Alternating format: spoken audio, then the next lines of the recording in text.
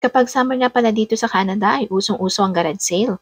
Karamihan nga sa mga mayayaman dito, bili sila ng bili ng mga gamit. At tapos, hindi naman nila nagagamit talaga ng bonggang-bongga. Kaya syempre, para hindi na sila mahirapan, ay dispose na ibinebenta na lang nila ng mas mura. O di ba? Kahit papaano, kumita pa rin sila. Minsan naman, yung iba, pinamimigay na lang. Tulad na nga itong may-ari ng bahay na to. Sabi nung may-ari, lilipat na daw sila sa ibang bansa. Sa Spain daw. Kaya yun, habang namimili kami, nakipagmaritisan muna kami saglit. O di ba? Ganyan naman talaga mga Pinoy, di ba? At syempre, kahit mga puti, gustong-gusto rin nilang makipagkwentuhan. So, ayun na nga. Ito nga pala yung aming mga nakuha na talaga naman magagamit pa at ang mamahal ng mga ito.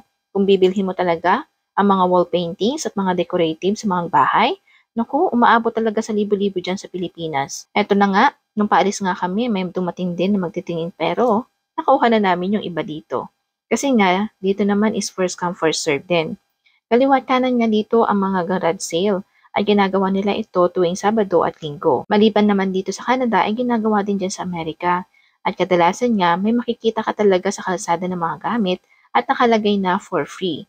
Kaya kung sino una nakakita at pwede mo na itong talagang pulutin. Kahit hindi ka na kumatok sa bahay ng may-ari. Dito rin ay hindi ka pagtatawanan kung sino makakita sa'yo na mumulot ka ng mga tapon.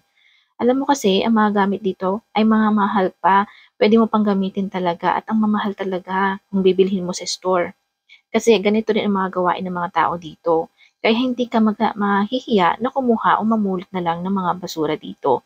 Kasi nga hindi naman talaga basura dahil sineseparate nila ang mga basura sa tama at sa mga recycle.